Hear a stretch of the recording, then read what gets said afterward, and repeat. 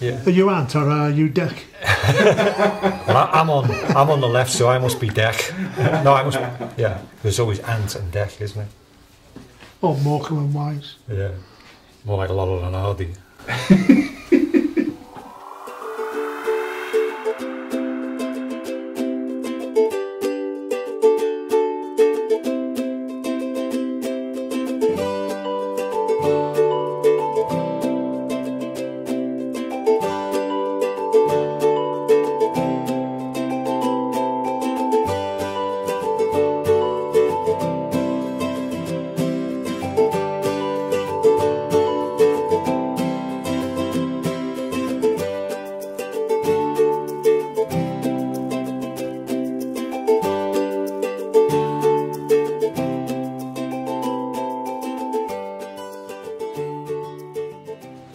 Men's sheds are ultimately about re-engaging people, men, and tackling the issue of social isolation, really, for whatever reason, whether that is through retirement, whether that is through redundancy, whether that's through bereavement of a partner, their own decline in health or their mental health.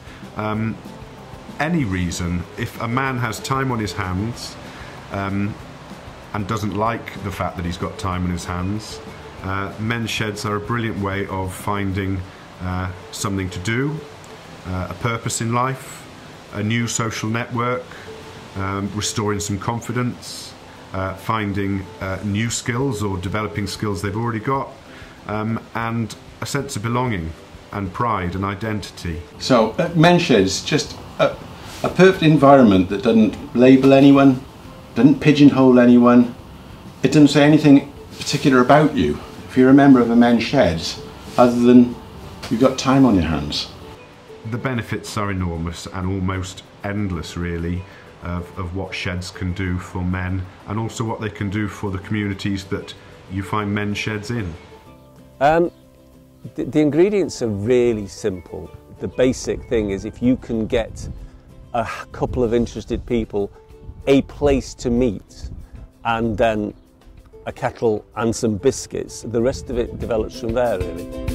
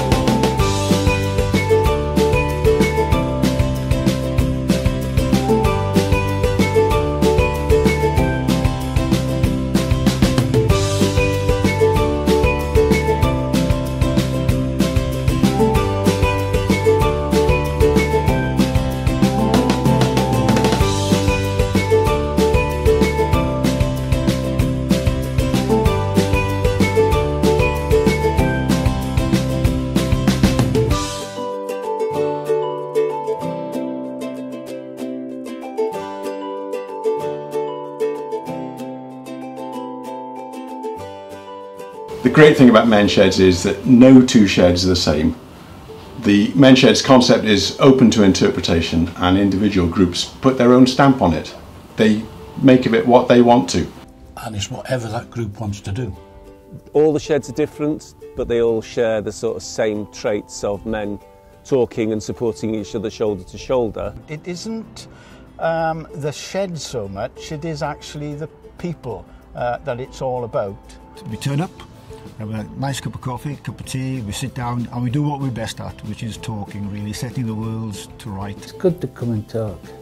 It's good to come and get everything off your chest. Just keeping the grey matter just ticking over and getting other people's points of view on things. It's very much banter, but none of it's taken personally. It's all good fun. The main tool we've got in there is not the chop saw, it's the kettle.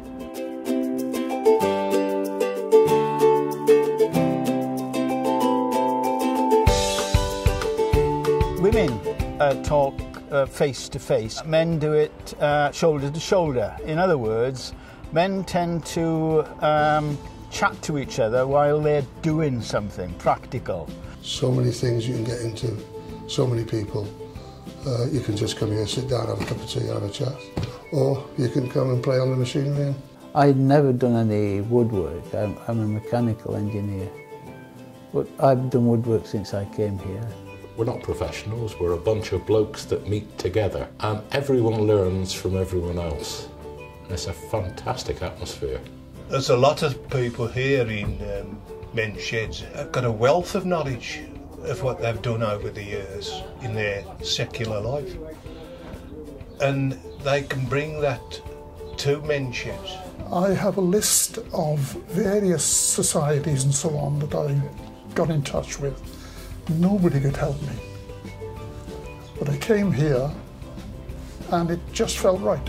Yes, you can belong to a bowling club and a golf club, but you know, to utilise your skills that may be dormant since you've been retired or redundant or whatever, is what brings men to life. That day you retire, those skills are... Oh yeah, they go out the window. Yeah, they're defunct. A lot of men have worked with just men. They haven't worked with women. So when they retire, that is a loose end. And if you don't do something, you're very, very quickly slower and you end up sat at home watching public come. It's easy to get stuck in a rut, and by coming here, it's another string to your bow. People been through a lot of things in their life and experience, they can pass it on. I'm a floor layer by trade, use tools. I was in the hospitality industry all my working life. What was I before? Well, what John Cleese called the living dead, a chartered accountant. Very few people miss the work, but they miss the people that they worked with. It's wonderful. Lots and lots of lovely people come here. So it's been an ideal opportunity to get to know new people and learn new skills. A lot of hidden skills. Yeah.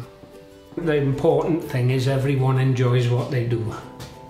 Exactly. Yeah. Come on, get on with it. All right then. When men stop working, they lose the camaraderie that they had. They become slightly grey to the outside world and invisible. And yet when you put them together into a room, there's a sort of an alchemy that happens where suddenly they're sharing stories, they're sharing techniques, they're sharing their knowledge, and you can feel the energy in the room when you get them together. What happens is that people start chatting, and now people in this shed who never knew each other before are actually big friends now. You see the skills that are dormant with people who suddenly go, I know how to do this, or I can make this happen, or they learn new skills. And once you get that feeling of well-being, that self-esteem, that sort of shoulder-to-shoulder aspect, you see they're able to deal with other aspects of their life. And when you give up work, you forget, or you lose that sort of drive to get up in the morning and be part of a working environment. It gave me something to get up for. It gave me something to look forward to get involved with. I'm no different than anybody else. I have a working life and a home life. And I've kind of missed out some of that sort of aspects of being part of a community. So it's nice to have that, and I'm enjoying that, I gotta be honest. That's a nice thing to be part of, like, you know.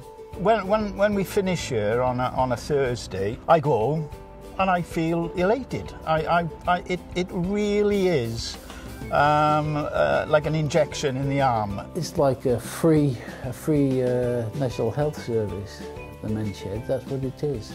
People who are on their own find the shed even more valuable to a certain extent. There's a guy who comes now on a Friday, and it's one of the few times he gets out. It can help a lot of people, especially with loneliness. My reason was myself suffered from depression, a bit isolated, you know, and didn't know what to do. My wife died 18 months ago, and I was at the end of my tether. And I thought the men's shed is a good way of meeting people that have had the same experience as me and talking to people about our condition. I found a good bunch of blokes to be with, and they made the world for me. So I've stayed. It's just getting out there, having fun, making the most of life, because that is what my late wife would have wanted me to carry on and do. I came and I've never looked back. The men's sheds are a lifesaver for me. I've been here for quite a few years now, and I'm loving every minute of it, every day. A lot of guys don't realise that there is things like this. I want to see every community that can hold a shed for their people in that community. I want to see every small village, every town that can put together enough people having a shed right across Wales. I think it's very important to advertise these places, to get the message out there and get more and more of them developed around the country. Because I moved here 7 years ago, and for the first 2 years I was here, I didn't know anyone till I was stopped in the street with the leaflet.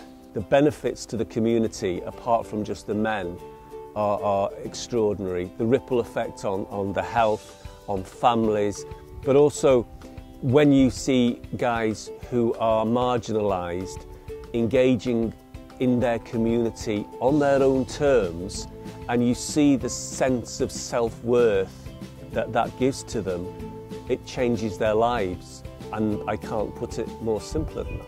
Whether you're building raised beds in Mauler Men's Shed on Anglesey, or you're brewing beer at the Den in Rabina, creating fantastic furniture with fellow house martins in Coitreherne, taking photographs at the Preseli Shed in Letterston, or playing ukulele in, well, pretty much every men's shed in Wales, it really doesn't matter what you're doing, as long as you're doing it together. Shed happens.